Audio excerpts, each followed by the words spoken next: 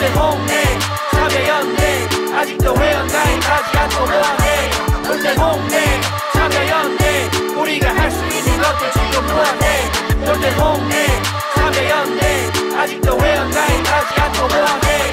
바로 너 바로 너 바로 너 바로 너 당신이 우리의 든든한 배후 0% 우리가 받는 정부 지원 0% 시위꾼 아냐 시민의 파수꾼 유엔이 인정하는 시민단체 파트너 행동하는 시민과 함께하는 권력 감시기구 참여연대 놀던 홍대 참여연대 우리가 할 수 있는 것들 지금 뭐하네. 놀던 홍대 참여연대 아직도 회원가입하지 않고 뭐하네. 놀던 홍대 참여연대 우리가 할 수 있는 것들 지금 뭐하네. 놀던 홍대 참여연대 아직도 회원가입하지 않고 뭐하네. 안녕하세요. 참여연대 김승환 간사입니다. 정부 지원금 없이 회원의 회비로 운영되는 참여연대 함께 해주세요. 포털에서 참여연대를 검색해주세요. 전화번호 02-723-4251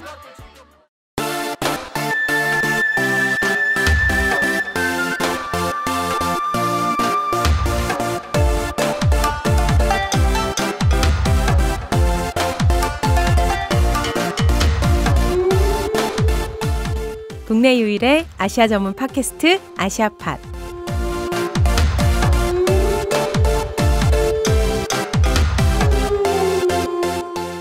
안녕하세요. 참여연대 국제연대위원회 신미지 간사입니다. 드디어 김영종 선생님이 나오셨습니다. 네, 안녕하세요. 네. 선생님 안녕하세요. 네, 오랜만에 뵙습니다. 네. 네, 김영종 선생님이 잠시 개인적인 사정으로요 녹음을 함께 하시지 못하셨었는데요. 저는 뭔가 제 뒷배를 잃은 듯한 느낌이었습니다. 선생님 이제 저 두고 어디 가시면 안 돼요. 제가 이제 녹음 안 하고 듣는 입장에서 한번 들어봤는데 네. 제가 빠지니까 훨씬 더 재밌어진 것 같아요. 아니에요, 그럴 일 없어요. 기회를 다시 엿봐야 되는 것 같아요. 아니에요, 선생님. 선생님 안 계시니까 제가 되게 뭐랄까. 뒤가 후련하시죠? 가슴이 허전한 거 있잖아요. 그랬어요, 선생님. 후련하다고도 표현하는. 자꾸 빠져나가시려고 하는데요. 안 되겠습니다. 지난 아시아팟 방송에도 잠깐 소개해드렸었는데요. 아시아팟이 조금 개편을 했습니다. 매월 2회 방송 중에 한 회는요. 경향신문 국제부 기자님하고 함께하는 아시아 핫 이슈 그리고 참여연대 국제연대위원회 간사들이 소개하는 우리가 사랑한 아시아라는 코너로 구성이 됩니다. 그리고 또 한 회는 아시아 나라들을 조금 더 깊이 들여다보는 아시아 TMI 코너로 진행하려고 하는데요. TMI의 뜻을 모르는 분이 혹시 계실까요? 김영종 선생님 아세요? 예, 알고 있죠. 예. 근데 보통 부정적인 뉘앙스로 쓰니까. 그렇죠, 선생님. 이게 투머치 인포메이션이라 그래가지고 굳이 알지 않아도 되는 말까지 계속 주저리 하는 사람은 약간 비꼬아서 하는 말인데요. 뭐 아시아 TMI라고 하면 사람들은 너무 좋지 않을까 싶어요. 네, 그래서 저희는 많은 TMI를 드리려고 합니다. 아시아 TMI는 아마 분량이 좀 길어질 것 같아요. 그래서 2회로 나누어서 업데이트를 해드릴 예정입니다. 네네. 많이 기대해 주세요. 네.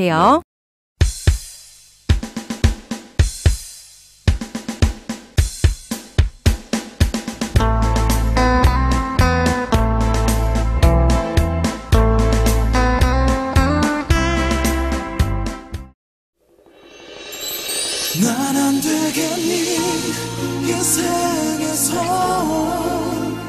다음 생에선 되겠니 약속한다면 오늘이 끝이라도 두렵지 않겠어 말로. 아시아 TMI 첫 번째는 인도네시아입니다. 제가 인도네시아를 가본 적이 없는데요. 인도네시아 생각만 하면 조인성 씨가 떠올라가지고 그 발리에서 생긴 일이 막 떠올라가지고 BGM으로 깔아달라 그랬어요. 느낌 오죠? 인도네시아에 대해서는 아시아팟에서도 여러 번 다뤘습니다. 지난 4월 인도네시아 팜유 산업에 대해 전해드렸었고요. 이어서 6월에는 총선 결과를 살펴봤습니다. 오늘은 근데 그동안 그 파편적으로만 좀 저희가 알아왔던 인도네시아라는 나라를 다각적으로 한번 살펴보려고 합니다. 길잡이를 해주실 선생님을 모셨어요. 김형준 강원대학교 문화인류학과 교수님입니다. 네, 안녕하세요, 선생님.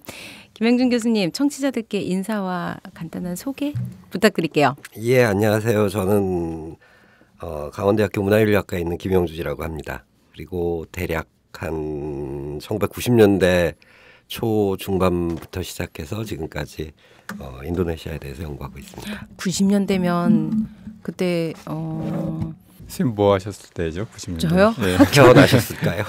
선생님 저 되게 많아요. 얼굴은 되게 좋아 보이죠, 선생님. 네.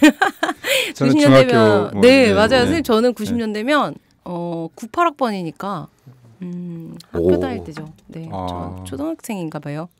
근데 몰랐는데요, 98학번. 아, 그러셨어요? 네, 아, 한참 더 그런. 이놈의 주둥이. 네. 근데 선생님 저는 우선 양해를 좀 구해야 될 것 같아요. 두 분 선생님 성함이 김형종, 김형준 선생님이세요.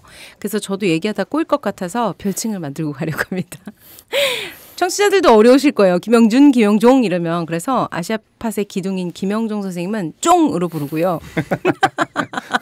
인도네시아 전문가이신 김형준 선생님을 쭌으로 불러드려도 될까요? 예, 알겠습니다. 너무 제가 버릇없는 건 아니죠? 아니죠. 네, 쭌 선생님 박사 논문이요. 자바 중부 농촌 마을의 종교적 변화 연구인데요.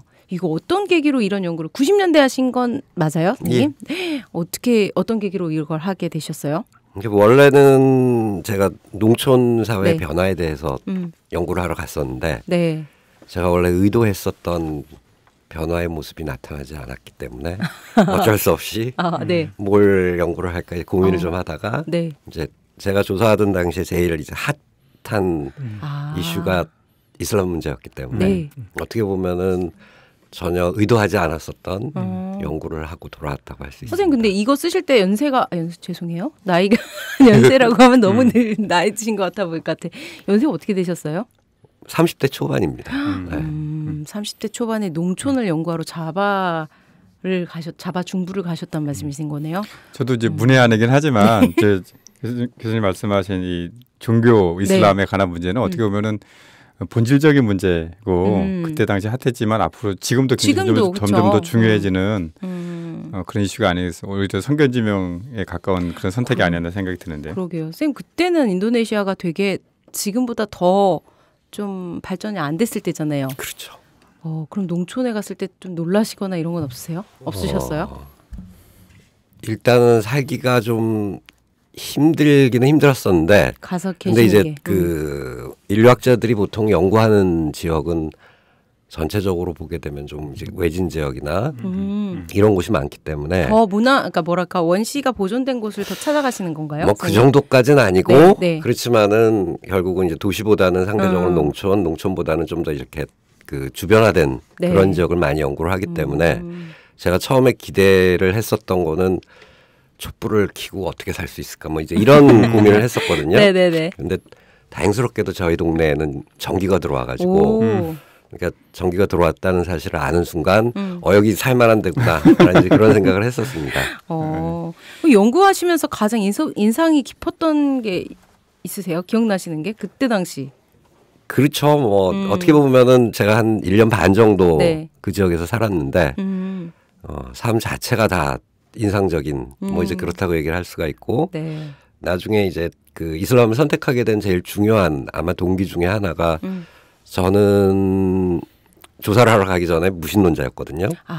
그리고 지금도 무신론자인 건 맞고요. 전 지금 이슬람인이다 이러시는. 예, 저도 뭐 이슬람 이런 거 네네. 믿으면 좋을 것 같은데, 그러니까 어떻게 보면은 종교를 좀 저는 심하게 부정을 하는 이제 그런 입장이었기 때문에 네. 사람들이 종교를 믿는 게 뭐 이제 저희가 아주 고전적인 뭐 입장에서 바라보게 되면은.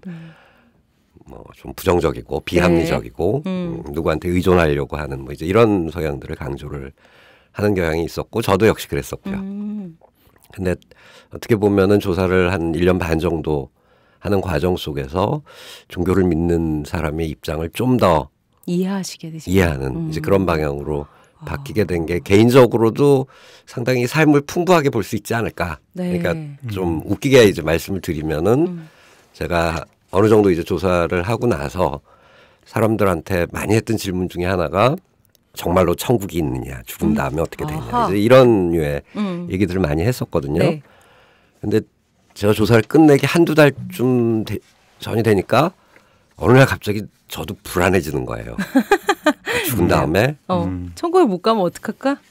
그때는 이제 천국에 못 가는 물론 이제 그 문제하고 연결이 되는데 네. 정말로 제가 고민했던 게 죽은 다음에 눈을 탁 떴을 때 네. 눈앞에 부처님이 계신다거나 예수님이 계신다거나 아니면은 뭐 알라 신이 계신다거나 이제 이랬을 때 신과 함께가 어느 쪽이 제일 저한테 유리할까 네. 이런 고민들을 어느 노선을 타는 게 제가 그때 내린 결론은 부처님이 나오셔야지 할 얘기가 좀 있을 낫겠다. 것 같더라고요. 어떤 의미에서 부처님이 나와야 돼요? 그러니까 이제 알라 같은 더 포용력이 있어 보였던 거 아니에요? 부처님이 그렇죠. 그러니까 나의 삶에서 이해하실 것이다. 제가 조사했던 지역에서 이 사람들이 했던 얘기가 너가 이슬람을 몰랐을 때는 죽은 다음에 어떻게 될지 그건 논란의 여지가 좀 있다. 네. 근데 여기 와서 상당히 오랜 기간 동안 이슬람을 공부를 했는데 이슬람을 믿지 않기 때문에 너는 죽은 다음에 확실히 지옥 중에서도 제일 나쁜 데로 이제 떨어질 거다. 네.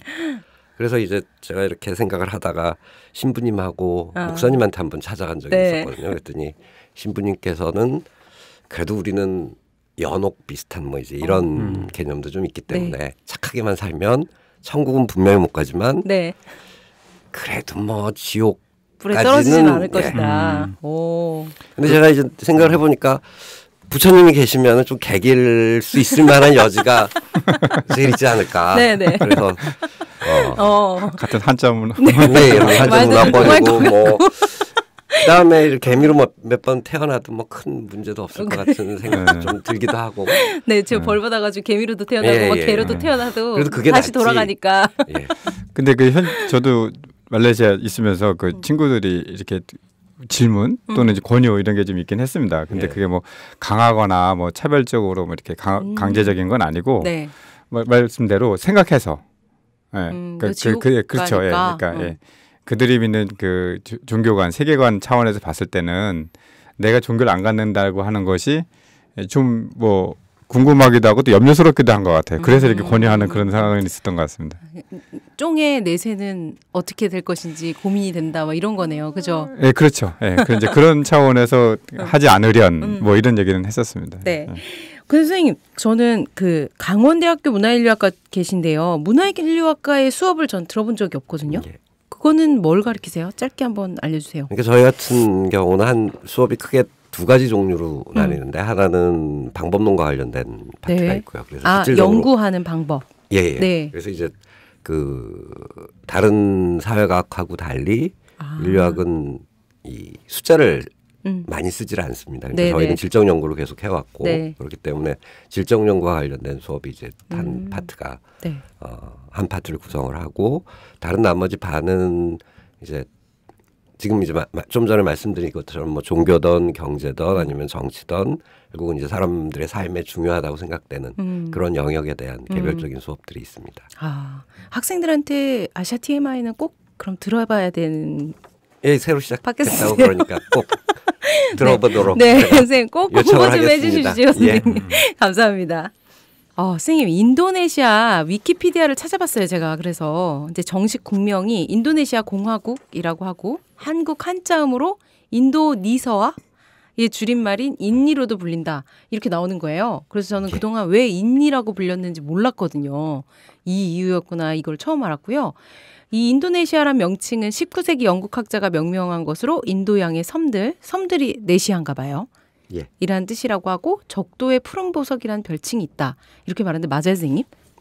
대략 맞는 부분들도 있고 틀린 부분들도 있습니다. 그래요? 틀린 부분 좀 고쳐주세요. 그래서 일단은 인이라는 표현은 우리나라에서 쓰던 표현은 아니고 중국에서 쓰던 표현입니다. 그래서 한국 한자음. 어찌됐건 이게 나라 이름이 5개나 5자로 구성이 되면 말하기가 좀 힘들기 때문에 줄여서 얘기하는 경우들이 있고 이제 그 전통은 중국에서 왔다고 이제 할 수가 있어요. 그럼 이거 우리가 프랑스를 뭐 한국 한자말로 뭐 불란에서 이렇게 말했던 거랑 거의 같은 의미인 거예요?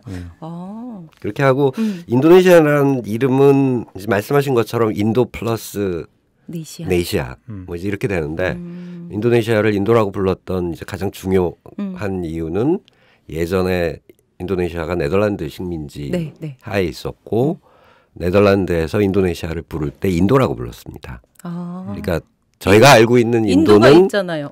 영국의 인도고 아, 여긴 네덜란드 인도네시아 이제 현재 인도네시아라고 불리는 지역은 네덜란드의 인도가 됐었고요. 그래서 뭐 저희가 그 어찌됐건 저희가 서양사를 배우고 있지만 또 웃긴 것 중에 하나는 서양사 중에서도 제일 잘 나가는 네. 영국 위주로 영국 버전 또 히스토리를 배우고 있기 때문에 네. 어떻게 보면 네덜란드도 유럽 내에서는 한동안은 잘 나가던 나라였고 근데 이제 우리가 아는 어떤 그 역사적인 범위 내에서는 상대적으로 이제 주변화된 이제 국가처럼 느꼈기 때문에 그런데 그러니까 네덜란드 같은 경우도 동인도 회사를 가지고 있었습니다. 네. 그리고 영국도 동인도 회사를 가지고 있었고 다음에 이 당시 유럽 사람들의 입장에서 보게 되면은 동쪽에 있는 뭔가 이렇게 뭔가 많이 가지고 있는 네. 그런 나라는 인도라는 말로 이제 불렸었고 인도가. 그렇기 때문에 네덜란드가 이제 그 식민화했었던 인도네시아 같은 경우는 일단 공식적으로는 동인도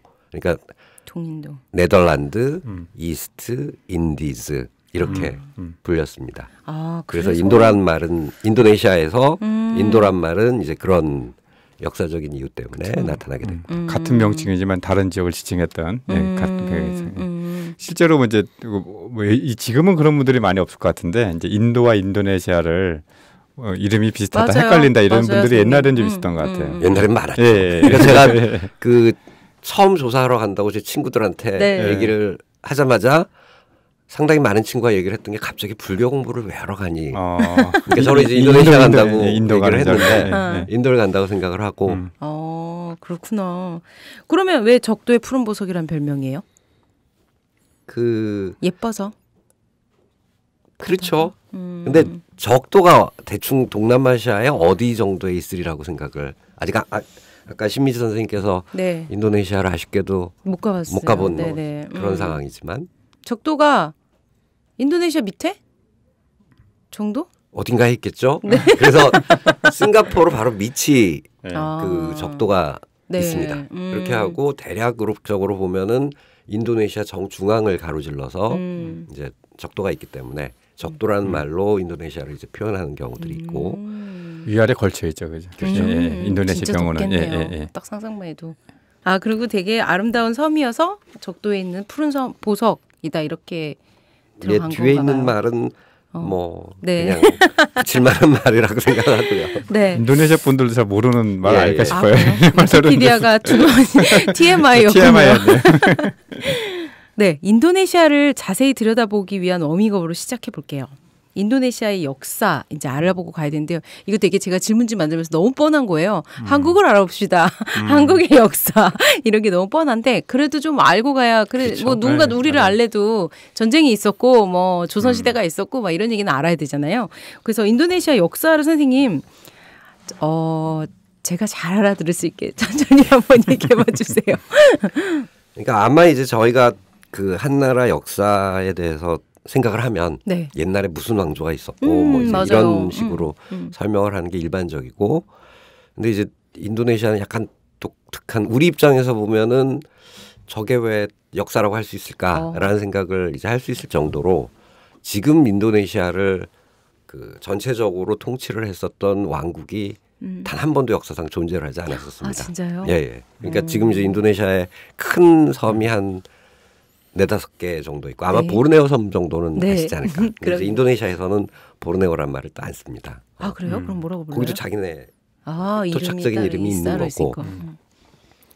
그렇기 때문에 각 섬에 왕국들이 좀 있었지. 그 여러 섬들을 통합할 수 있을 만한 그런 이제 정치적인 역량을 가지고 있었던 왕국은 없었고요. 아, 네. 그렇기 때문에 지금 이제 인도네시아 영토는 따지고 보면은 네덜란드가 식민화를 해나가면서 자기 영토로 만들었었던 그런 이제 지역을 구역을 만드는 거군요. 그 영토를 인도네시아 영토라고 이제 부르는 뭐 이제 이런 그 상황에 놓여 있었고 네. 또 그럼 이렇게 얘기를 해보면은 그러면은 역사가 뭐 큰 왕조도 없었으니까 옛날에 대충 뭐 저희가 생각하는 것처럼 매우 원시적으로 살지 않았었을까라는 생각을 해볼 수도 있지만 또 네. 그거는 아니고요. 그래서 그 각 어떻게 보면은 섬들의 조그마한 왕국들이 있었고 네. 그다음에 그런 왕국들이 서로 네트워크를 형성을 해서 오래전부터 어떻게 보면은 훨씬 더 분권화된 방식으로 네. 그 정치 체계가 움직여 왔었다라고 얘기를 할 수가 있고요.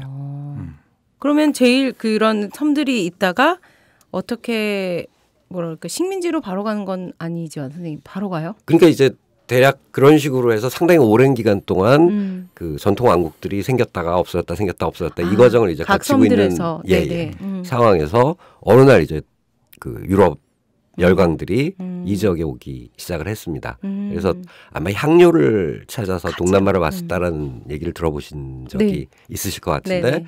그 향료가 인도네시아에 있는 어떤 한 섬에 있는 향료입니다. 저희가 먹어요? 먹어본 적 있어요? 저희는 먹질 않습니다. 아, 이해 안 먹어요? 예. 근데 저쪽 유럽 사람들은 먹어요? 그렇죠. 그러니까 유럽 사람들은 그러니까 이제 뭐 향신료로 썼다고도 하고, 그다음에 뭐 위생이나 아니면 의약품으로 썼었다라고 얘기를 하는데, 뭐 제가 아주 우연히 며칠 전에 이런 비슷한 강연을 하다가 찾아낸 얘기인데, 그 당시 한 200g 정도의 향료가 있으면은 유럽으로 가게 되면은 소 10마리 정도를 살 수 있었다라고 얘기를 하거든요. 되게 비싸게 벌어야 되는 엄청 금값 정도에 해당되는. 그래서 그러니까 이제 충분하게 이 유럽 사람들이 두세 달을 항해를 해서 동남아시아로 온 다음에 거기서 한 10kg, 20kg만 가져갈 수 있으면은 이제 앉아서 떼돈을 벌 수 있는. 그렇죠. 그렇구나. 그러니까 투자 대비 큰 이익이 굉장히 큰. 네. 그리고 거의 뭐 이제 지금에서는 우리가 당연하게 식재료로 쓰이는 것들이 그 당시에는 굉장히 사치 품목에 가까운. 그러니까 후추도 그렇고 뭐 그래서 뭐라 그럴까 귀족 사회에서의 그런 그 그런 어떻게 굉장히 그런 상징 같은 이제 그런 거에서 굉장히 이익을 많이 남길 수 있는 그런 거였다고 얘기를 하더라고요.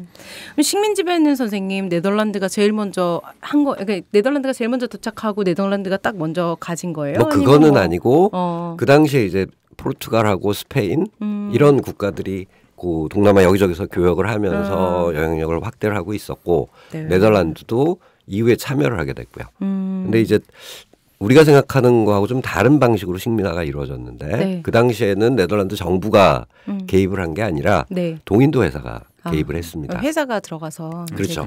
그렇기 때문에 뭐 인도네시아 전체를 식민화하겠다 이런 생각이 전혀 없었고 향신료 교역을 위해서 그 교역을 좀 더 편하게 만들 수 있을 만한 정치적인 영향력. 그렇기 때문에 초반기에 보게 되면은 토착 그 왕국들하고 여러 가지 협약들을 맺을 뿐이지 실질적으로 정치적인 어떤 영향력을 아니면 직접 통치를 할 의사를 전혀 가지고 있지 않았었습니다. 그러면 저희가 생각하는 식민 지배랑은 완전 다른 식의 식민 지배인 거잖아요. 그렇죠. 우리는 전개 과정이 다르죠. 일본, 뭐 일본 같이 국가 전체적으로 이렇게 침략에 가는 그런 것이 아니라 말씀하셨듯이 그 굉장히 상업적 목적에서 오고 그 내에서 나중에는 이제 그 자국 내에서 변화가 일어나는 게 되는 거죠. 그래서 자국 내에서 국가가 그 무역에 대해서 직접적으로 개입하게 되는 과정에서 이제 국가가 식민의 지배에 이제 개입하게 되는 그런 나중에 후차적인 문제가 돼요. 그럼 지금 제가 조사한 바로는 1602년부터 1945년까지면 식민 지배가 엄청 긴 거잖아요, 선생님. 그러니까 이제 이게 1602년이 아마 이제 저도 정확하게 이 연도가 뭔지 모르겠는데 제 생각에는 처음으로 그 네덜란드 동인도 회사가 어떤 한 지역을 통치를 한 이제 그 시점이라고 할 수가 있고 1942년 5년 뭐 이때는 이제 식민지 통치 체계가 이제 완성이 된 상태를 얘기를 하고 있고요. 그렇기 때문에 이제 저희가 아는 인도네시아에서 제일 유명한 지역이 어딜까요? 인도네시아에서 제일 유명한 지역 발리? 발리죠. 네. 그러니까 1600년대 초에 식민화 뭐 아니면은 정치적인 이제 네덜란드의 영향력 하에 놓인 지역도 있는 반면에 발리는 1900년 정도가 돼야지 식민화가 됩니다. 그렇게 하고 이제 그러니까 섬들마다 또 다른 거네요.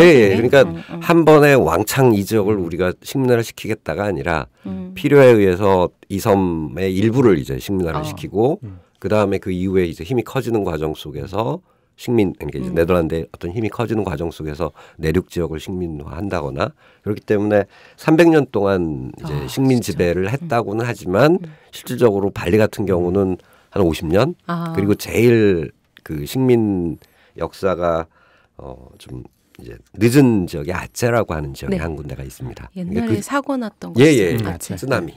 그래서 분리 독립운동도 그 지역 같은 경우는 20세기 초에야 식민 이제 그 세력이 네. 이제 결국은 모든 이제 그 반대 세력들을 제압을 하고 직접 통치를 시작할 수 있었고요. 그렇기 때문에 1600년에 갑자기 몽땅 다 인도네시아가 네네. 식민화가 되고 300년 동안 식민 뭐 이런 아니다. 게 아니라 따지고 보면은 300년 동안에 조금씩 식민지 영토가 확장되는 그런 이제 상황을 생각을 하시면 되고요. 세부적으로는 다르지만 네. 그 말레이시아를 지배했던 영국의 그 방식도 그 지금 비슷해요. 비슷합니다. 그래서 말레이시아 그 반도 전역이 영국 식민 통치에 들어간 것은 20세기 초반에 들어서야 이제 그렇게 됐고 그 이전에는 핵심적 그 상업적 이해관계를 가졌던 주요 도시들에 대해서만 직접 통치하고 나머지 부분들은 직접 영향이 있지 않았었죠. 예. 역시 식민 지배에 대해서 저희가 인식이 약간 일본식 그렇죠. 식민 지배를 계속 맞습니다. 생각해서 좀 차이가 있죠. 식민 지배를 당했던 나라들과의 관계도 왜 우리랑 다른가라는 고민을 할 때가 있어요. 아시아 쪽에 있는 나라들이 그런 생각을 했어요. 근데 선생님 그러면 중간에 그 일본도 잠깐 2차 대전 때는 일본한테도 잠깐 받았지만 그리고 나선 결국 49년에 독립을 한 건데 그럼 그때부터 이렇게 국가가 다 그 섬들이 다 단일한 섬들이 다 국가가 된 거예요? 그렇죠. 아. 그렇게 하고 이제 그 지금 영토하고 비교를 해보면은 네. 뉴기니 쪽은 약간 논란의 여지가 있습니다. 그래서 실질적으로 그 인도네시아 동쪽에 뉴기니라는 섬이 있고 네. 뉴기니 섬의 반은 파푸아뉴기니라는 국가가 있고 나머지 반은 지금 이제 인도네시아 영토인데 그 인도네시아 영토 같은 경우는 1965년 전후로 해서 합병을 강제 합병을 네. 하는 그렇구나. 이제 인위적인 그 국경의 설정. 보면 지도상으로 보더라도 그냥 일직선으로 딱 케이크 자르듯이 이렇게 아프리카 자르듯이. 이렇게 잘려져 있죠. 예. 아, 그렇구나. 그러면 독립 후에는 어떤 변화들이 있었는지 좀 알려주세요, 선생님. 그래서 이제 1940 우리하고 똑같이 네. 독립을 했습니다. 그래서 우리 같은 경우는 광복절이 8월 15일이고 네. 인도네시아 같은 경우는 8월 17일입니다. 그러니까 아. 우리보다 이제 아마 뭐 뉴스가 좀 늦게 갔든지 뭐 그래서 이틀 정도 늦게 그 광복을 했는데 일본 제국이 이제 망하면서 다 예, 예. 광복된 거죠. 근데 이제 저희하고 뭐 그 과정을 보게 되면 좀 차이가 많습니다. 네. 그래서 우리랑 아마 결정적인 차이 그리고 아까 신 선생님께서 뭔가 우리가 그 식민지 지배를 했었던 일본에 대해서 느끼는 부분들하고 동남아시아 쪽하고 좀 다른 네. 이제 그런 느낌이 나오게 되는 원인 중에 하나가 대략 1945년쯤 되면은 일본이 생각보다는 현명한 방식으로 식민 그 정책을 펴기 시작을 해서 대충 자기들이 전쟁에서 질 수 있으리라는 생각을 했고 네. 그렇기 때문에 1945년 초반부터 독립 준비를 시키고 일본이 딴 아시아 국가들에 대해서는요? 예, 그러니까 인도네시아 케이스요. 아, 인도네시아 그러니까 인도네시아 케이스에 1945년 한 1월, 2월 정도가 되면 인도네시아가 독립준비위원회를 만들어줍니다. 그러니까 물론 이제 그 이전에 한 2, 3년 동안은 상당히 강하게 식민 통치를 했었지만 네. 이 마지막에 그러니까 출구 전략을 엄청나게 잘 짰다고 이제 생각할 수가 있는데 그렇기 때문에 따지고 보면은 일본이 아주 극단적으로 얘기를 해보면은 인도네시아 그 독립을 한동안은 지원했다라는 뭐 이제 이런 식의 평가도 가능할 수가 있고요. 그렇기 때문에 독립이 이루어지고 나서 실질적으로는 바로 이제 독립이 될 줄 알았는데 그러지는 네덜란드가 또 이렇게 생각을 해보니까 좀 아까워. 아깝기도 하고 그래서 이제 대규모 군사 그 작전을 펼치게 됩니다. 네.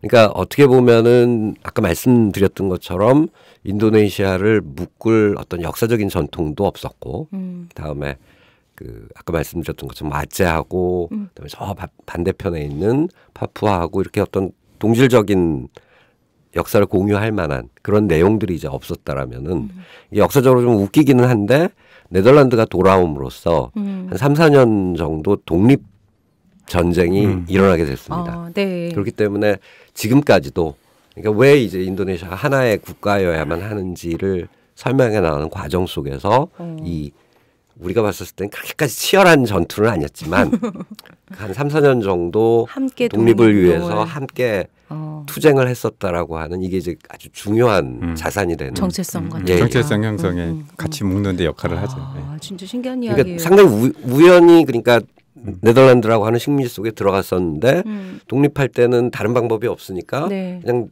그 영토가 다 같이 독립을 하는 거죠. 근데 아마 그랬었다라면은 그리고 바로도 이제 독립이 이루어졌다라면은 제 생각에는 나라가 몇 개로 쪼개지지 않았었을까. 근데 우연이지만 네덜란드가 다시 이제 그 병합을 하기 위해서 군사작전을 펼쳤고 다음에 그 군사작전에 대응하는 과정 속에서 어찌됐건 모든 지역이 단결할 수 있을 만한 그런 이제 여지를 만들어줬다고 할 수가 있고요. 공동의 적이 하나 있으니까 그렇죠. 단결했군요. 예, 지금 어떻게 보면 이제 식민 지배의 결과로서 이제 국가 형성이 이어지는 그런 정치 과정이 이었다고 보여지는데 네. 또 말씀하신 이제 문화적 동질성 뭐 이런 걸로 봤을 때는 이제 말레이시아도 뭐 지금으로 봤을 땐 국가가 이렇게 영국 식민지를 받고 이렇게 경계가 자연스럽지만 네. 당시 사람들은 또 그런 얘기도 했다고 해요. 이게 식민 지배라는 원인을 배제하고 우리가 네. 좀 더 거슬러 올라가고 뭐 동질성 그리고 뭐 그런 지리적 인접성 이런 걸 고려했을 때 우리가 생각하는 지금의 국경과는 좀 다른 형태의 그렇죠. 흔히 얘기하는 말레이라고 하는 그런 걸 정체성을 기반으로 한 국가 형성도 가능하지 않았겠는가라는 그런 얘기들도 있고요. 그래서 지금 우리가 봤을 때 국가라고 하는 게 우리가 생각하는 건 원래 우리나라가 있었고 네. 식민 지배를 빼앗겼다가 다시 온전히 되찾는 이제 그런 과정이었는데 이제 동남아 같은 경우는 그게 좀 또 복잡하죠. 사실은요. 예, 말씀하셨듯이 네. 그 뺏기기 이전에 온전한 형태가 지금 형태가 같지가 않고 그리고 그것이 식민 지배 과정에서 결과적으로 인위적으로 획정된 그런 것이 있었기 때문에 그것을 이제 받아들이는 과정도 좀 더 복잡했던 것 같습니다. 예.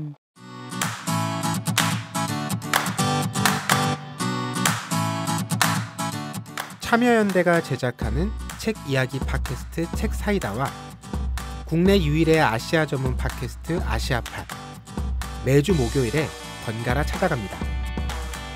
정부 지원금 없이 회원의 회비로 운영되는 참여연대입니다. 청취자 여러분, 참여연대의 회원이 되어주세요. 포털 사이트에서 참여연대를 검색하시거나 참여연대로 전화 주시면 됩니다.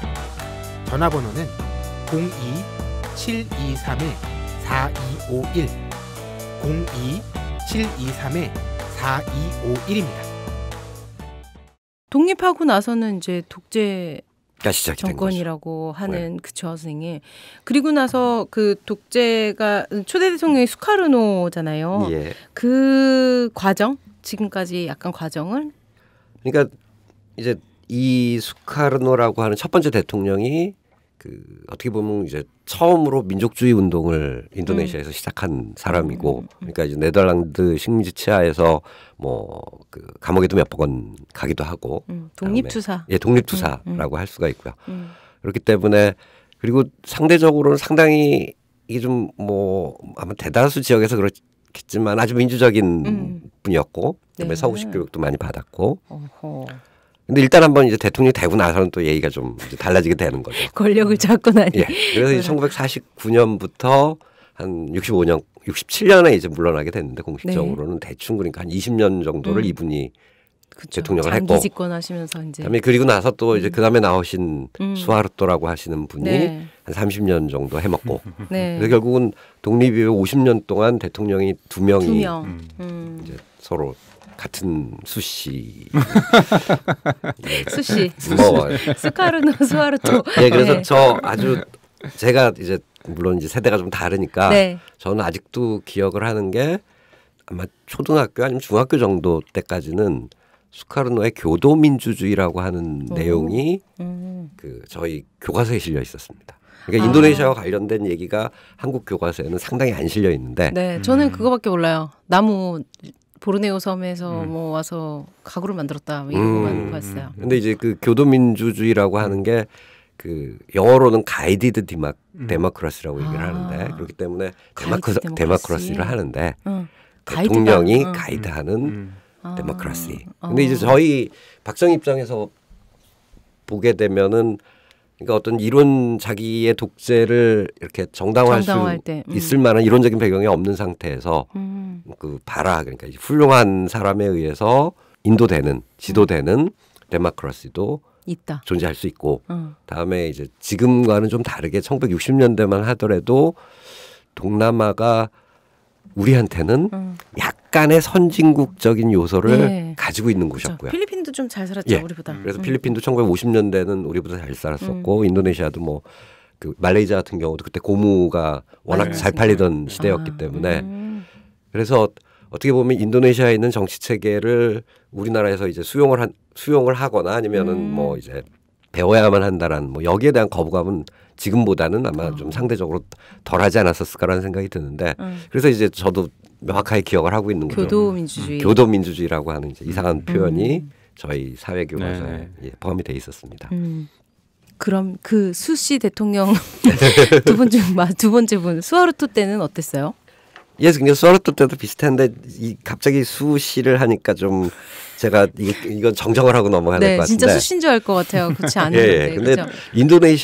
전통 인도네시아 사람들은 성이 없습니다. 그러니까 이름이 그냥 하나만 있습니다. 그래서 수하루토도 정말 그냥 수하루토지. 네.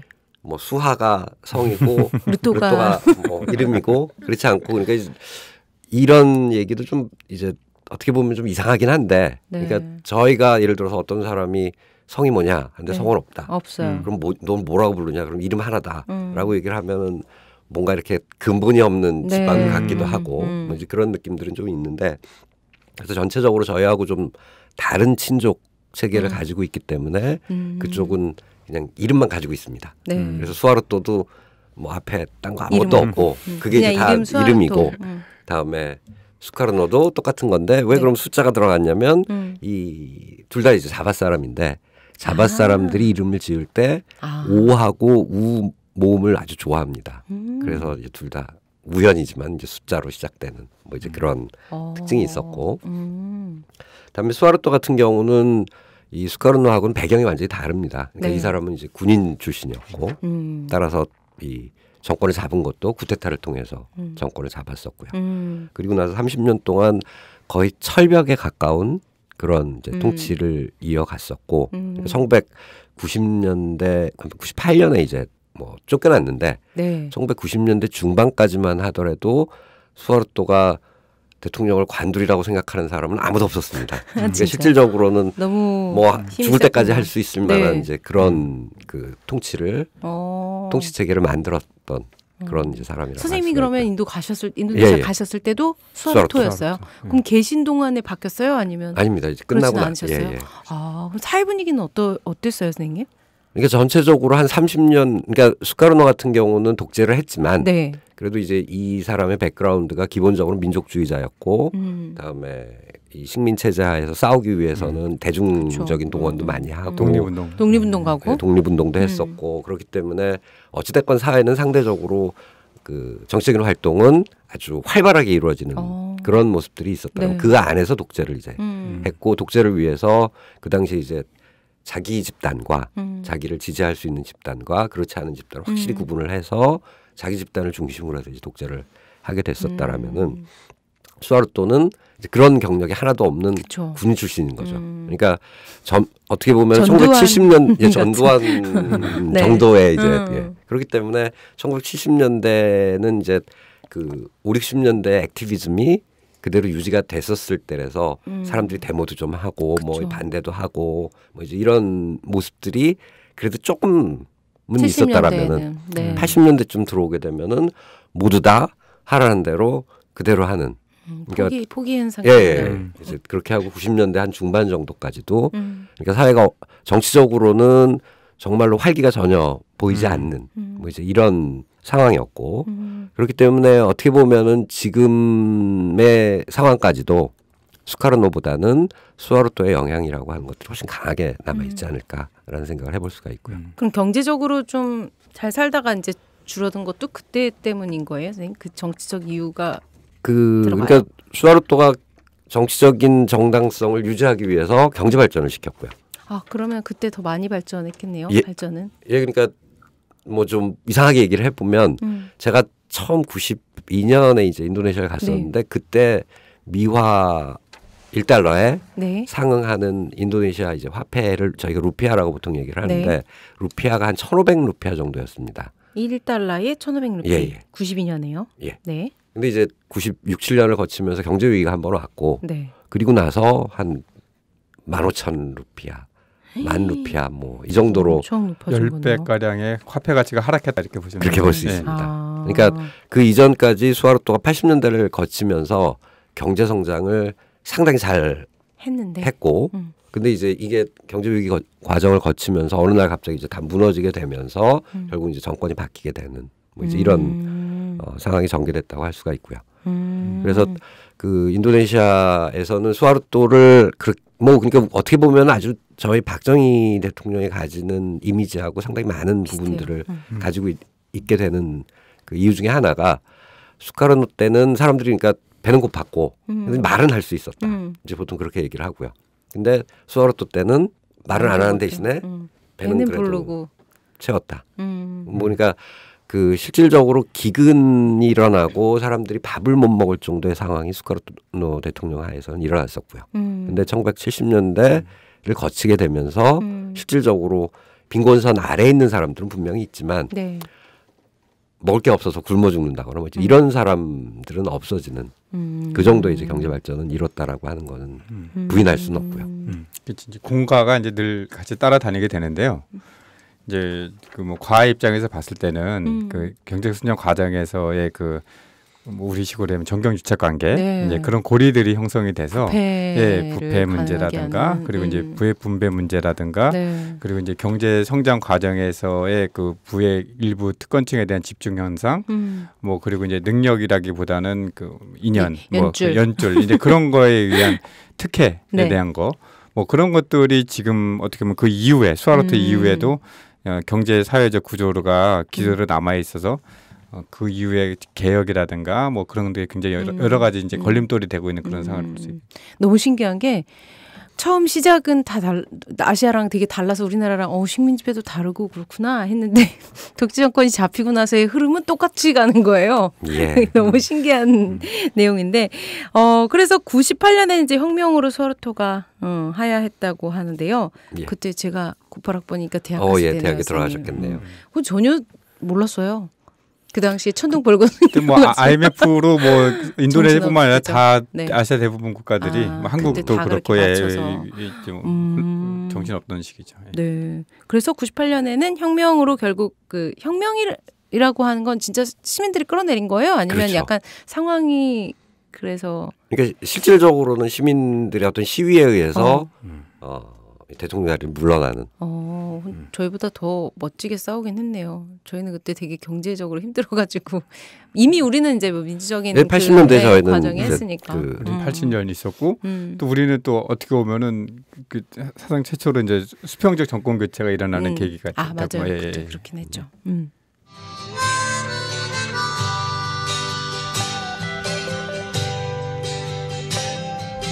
Di kamar ini aku dilahirkan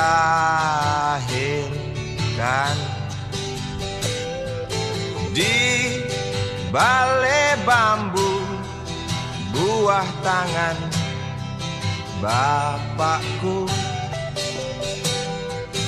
di rumah ini aku dibesarkan di belai mesra lentik jari. 지금 나오는 음악은 준 선생님께서 소개해 주신 음악인데요. 선생님 이거 제목이 어떻게 될까요? 이완 팔스 이 가수는 어떻게 보면은 가장 저항적인 성격을 띠고 있고 그렇기 때문에 수하르토 정권 때는 감옥에도 잠깐 들어가기도 했었고 근데 이제 지금 민주화된 상황 속에서 아주 잘 살고 있는 예.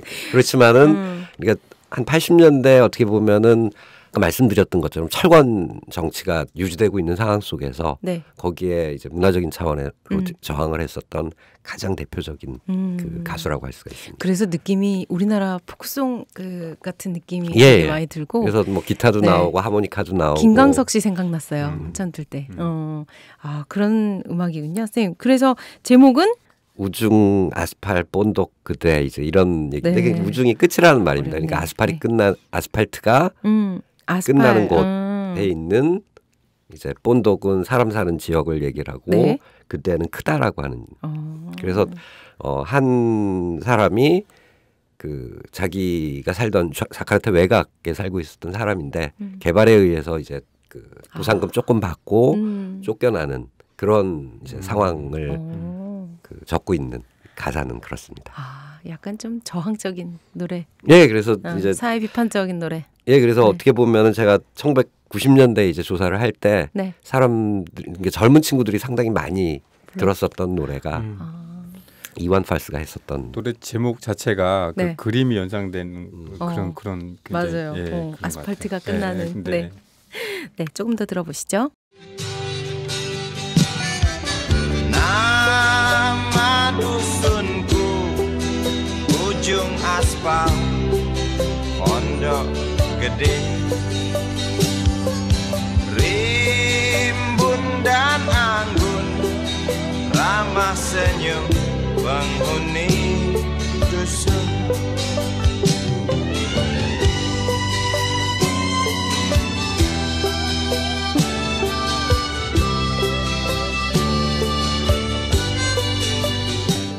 이제 지금의 정치 상황을 얘기를 좀 더 해볼까요? 예. 지난 4월 총선 이후에요. 인도네시아 정치 상황을 잠깐 짚어보면요. 최근 언론 기사를 보니까 인도네시아 최초 여성 국회의장님이 취임하셨다고 제가 봤어요. 예. 이름은 뿌안 마하라니신데요. 어떤 사람이고 어떤 의미고 영향을 끼칠 수 있는지 이런 게 좀 궁금하더라고요. 예.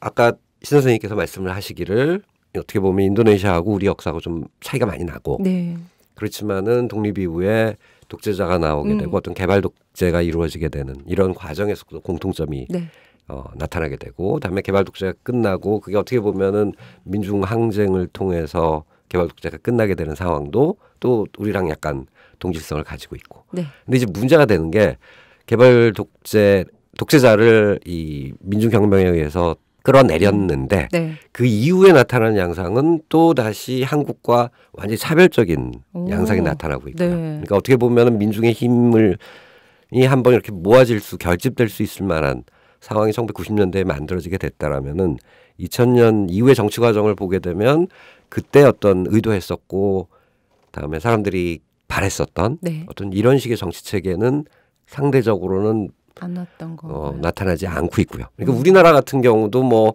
이게 한국이 얼마나 민주주의가 됐느냐라는 데 대해서 논란의 여지는 좀 있지만 지난번 저희가 또 대통령 한 분을 어떻게 탄핵시켰던 것처럼 그러니까 우리도 일상적으로 어떤 민주화가 이루어졌다기보다는 그 민주화를 이뤄낼 수 있을 만한 역량이 대중들 속에 민중들 속에 이제 어느 정도 잠재해 있다라는 저는 이제 그런 식으로 생각을 하는데 그게 이제 80년대 한번 이루어졌었고 다음에 어떤 정치적인 격변 과정 속에서 계속적으로 적용이 되게 된다라면 근데 인도네시아 같은 경우는 그런 식의 어떤 축적된 민족의 힘이 어떻게 보면 없지 않을까라는 생각이 들 정도로 그러니까 90년 후반에 분명히 어떤 혁명이 한번 일어난 거고 그런 게 있었는데요. 그렇죠. 네. 근데 이제 그거를 전형적으로 보여주는 예 중에 하나가 바로 이분입니다.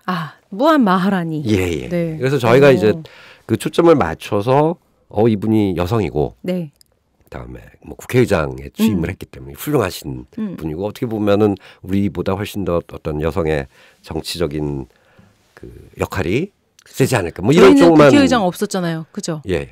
저희는 대통령은 있었죠. 대통령은 있었죠. 예. 이제 그걸 한편으로 보여주는 건 맞는데 중요한 거는 이 사람이 그 옛날에 대통령을 했었던 그 메가와티라고 하는 그러니까 2000년대 초반에 대통령을 했었던 분의 딸이라고 하는 게 이제 메가와티는 또 초대 대통령 스카로노의 딸이고요. 지금 거기도 이렇게 계속 그 가문이 해가지고 오는 거죠, 선생님? 그렇죠. 그러니까 이게 인도네시아에서 전형적으로 나타나는 현상이 아닙니다. 그러니까 그래요? 오히려 2000년대 후반에 2000년대 이후에 민주화된 공간에서 이상한 방식으로 해서 이런 식으로 이제 저희가 보통 과두 정치 체계라고 얘기를 하는데 과두 체제가 나타나기 시작을 한 그러니까 정말로 민주주의 후퇴를 보여주는 전형적인 사례 중에 하나고 그러니까 이 사람이 국회의원이 됐었던 것도 그렇고 국회의장이 됐었던 걸 다 꽂아준 거죠 엄마가. 그리고 이 엄마가 대통령을 물러나고 지금까지 한 15년이 지났는데 15년 동안 혼자서 계속 당수를 하고 있습니다. 15년 내내요. 대통령 이후에도. 대통령 이후에 그러니까 이제 그 이전에 자기가 만든 정당이 있었고 그다음에 그 정당에 기반을 두고 대통령을 한 3년 정도 했고 그다음에 대통령에서 물러난 다음에 원래대로 하면 집에 가야 되는데 네. 집에 안 가고 계속 하고 있고 2004, 5년부터 현재까지 15년 동안을 내리 당수를 하고 있는데 지금 현재 나와 있는 조코위 대통령도 네. 그 당에 소속돼 있습니다. 소속이긴 하지만 그 가문은 아니잖아요. 그 가문은 아니죠. 가문은 그렇죠. 예. 정당이. 정당인데 그러니까 따지고 보면은 이 메가와트의 영향력이 네. 지금까지도 유지가 되고 있고 그 영향력이 유지되고 있음을 보여주는 가장 좋은 예가 자기 딸을 이제 그 국회의원을 시키고 근데 이제 이 커리어를 보게 되면 언뜻 저희가 외부적으로 보게 되면은 엄청나게 훌륭한 국회의원입니다. 왜냐하면은 특정 지역에서 네. 그러니까 아마 제가 알기로는 그러니까 국회의원 선거가 있었을 때 네. 전국에서 가장 많은 득표를 한 네. 최다 득표라네요. 4월 총선에서. 네. 그러니까 이제 언뜻 이런 표면적인 것들만 보면은 훌륭하신 분이죠. 근데 이제 이분이 나오게 된 중부자바 지역구라고 하는 게 따지고 보면 이 뿌안이라고 하는 분이 살지도 않는 곳이고 그냥 엄마가 저기는 내가 잘하는 동네이기 때문에 그냥 꽂아준 거고 전략공천 꽂아주신 거네요. 거기에 대해서 근데 아무도 반발을 안 하고 이건 너무나 당연한 것처럼 여겨지기 시작을 했고 그래서 지금 두 텀을 국회의원을 하고 두 텀 한 사람이 국회의장이 된 거거든요. 대단하네. 2선 만에. 네. 뭐 대구에서 최다 득표로 당선된 박근혜 정도. 그러네요. 아니 이분이 그 취임하면서 인도네시아 국회가 74년 만에 여성 의장을 배출했다. 인도네시아에서 여성이란 점이 정치적 금기가 아니라는 것을 증명한 존재가 되고 싶다. 이렇게 말을 했다는 거예요. 그래서 그럴 수 있겠구나. 훌륭하신 말씀은 많이 하는데 네. 이제 그 백그라운드를 보게 되면 안으로 들어가면 그리고 더더욱 문제가 되는 게 국회의장을 했기 때문에 2024년 총선 때는 아마 대통령이 되지 않을까.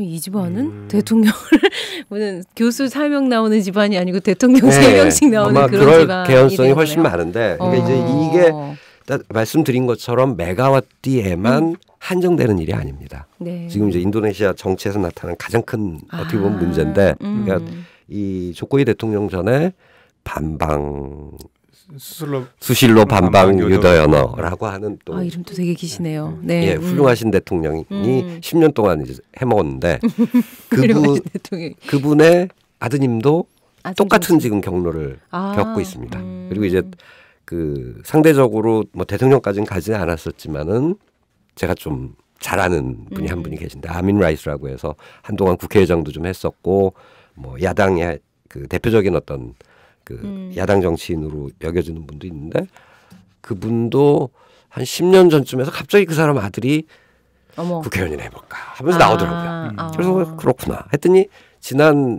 이번 말고 지난 2014년 선거에는 딸까지 나왔어요. 그래서 대통령 그러니까 애가 4명인가 있는데 넷 중에 지금 3이 국회의원인데 대박이네요. 그러니까 매 그 국회의원 선거가 있을 때마다 한 명씩 더 추가가 되는 거죠. 그러니까 이런 그 뿌안 씨께서 국회의장이 된 게 한편으로 보면 엄청나게 많은 의미를 가지고 있을 수가 있지만 이게 인도네시아 어떤 그 기존에 있었던 잘 나가던 정치인들이 자기 아들이나 딸에게 이제 이런 식의 정치적인 그 권력을 넘겨주는 이런 현상을 아주 상징적으로 보여주는 모습이기 때문에 저는 이 뿌안 씨가 국회의장이 됐다고 해서 이게 큰일이네. 이게 정말로 그 이전부터 조금씩 일어나던 일들이 이제는 너무나 당연시되는 그런 상황으로 가지 않는가. 얘기를 듣다 보니까 자연스럽게 다음 질문으로 넘어갈 수 있을 것 같은데요. 최근 인도네시아도 시위가 크게 벌어지고 있잖아요, 선생님.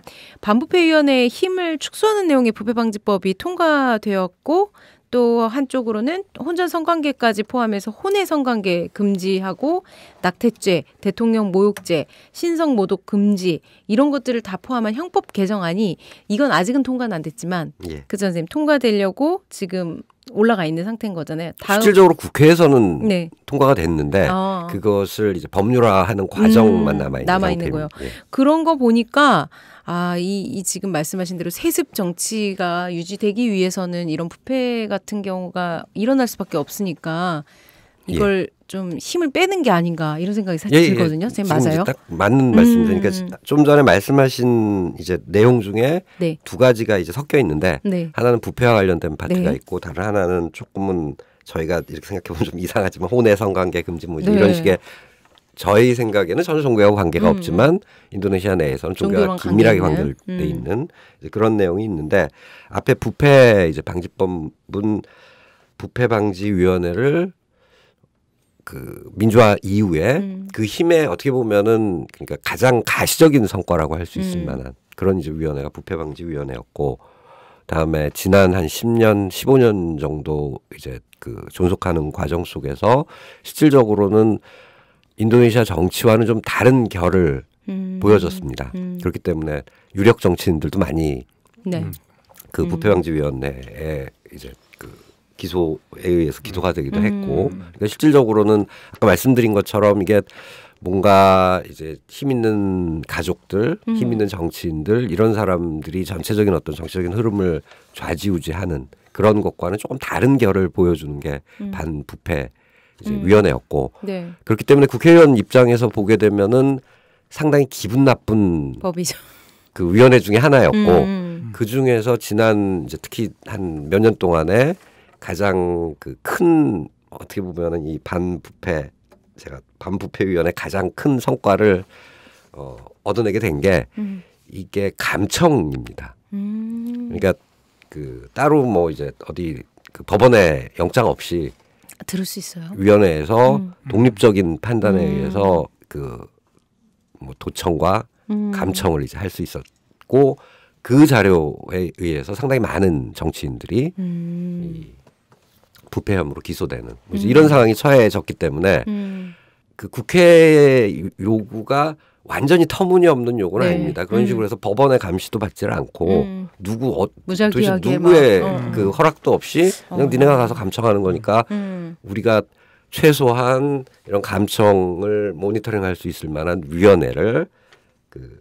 반부패 위원회 내에 만들겠다. 이게 이제 그 국회의 아닙니다. 그러니까 논리적으로 봤었을 때는 그러네요. 그럴 수 충분히 있네요. 말이 되는 이제 논리인데 네. 근데 인도네시아 컨텍스트에서 보게 되면은 결국은 그 옥상옥을 하나 만들므로써 부패방지위원회가 해왔었던 활동 모두에 이제 재갈을 물리겠다라는 그러니까 실질적으로 이게 이제 누구를 감청하겠다, 도청하겠다 하는 그런 그 허가를 만약에 부방위가 아닌 외부의 사람들이 그러니까 이제 다 표면적으로는 매우 민주적인 거죠. 독립적인 위원회를 구성을 해서 이게 뭐 법적인 그 틀 내에서 감청이 이루어지는지를 알아보도록 하겠다. 이게 이제 국회 아니었고, 그러니까 국회의원 쪽들이야 뭐 이제 형식적으로 충분하게 민주적인 외관도 가지고 있고, 그렇지만은 실질적으로는 이제 부패 관련 조사를 하지 못하게 하겠다라고 하는 목적을 가지고 있었고, 네. 거기에 대한 이제 대응으로서 대학생들이 이제 시위를 벌였다고 할 수가 있습니다. 그 위원회라고 하면 뭐 이렇게 뭐 이렇게 점잖은 그런 걸 생각하는데 사실 말씀하신 기소권을 가지고 있고 독립적 조사 기소권을 가진 기구였기 때문에 굉장히 유력 정치인들이 여기에 걸려들어서 그렇죠. 이렇게 굉장히 치명상을 입고 구속되는 경우도 매우 많습니다. 예, 그러니까 그 힘을 빼겠다는 그런 정치적 배경이라고 이해되는 거죠.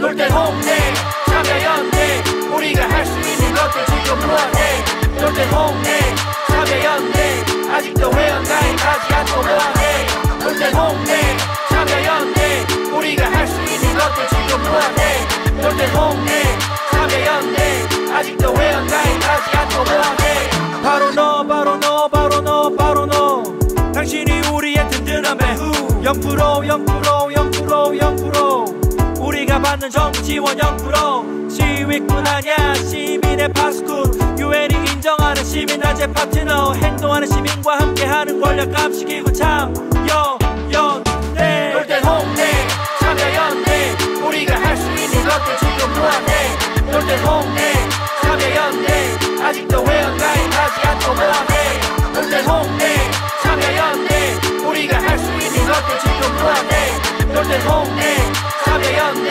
아직도 회원가입하지 않고 뭐하네 선생님 우리 그때 6월 이렇게 최경희 선생님과 함께 총선 얘기를 나눌 때는 엄청 희망차게 끝났거든요. 저희가 민주주의가 좀 다가올 것이다. 지금 뭐 말씀하셨듯이 저 다양한 그 측면의 인도네시아를 보여주는 또 김영수 선생님의 말씀.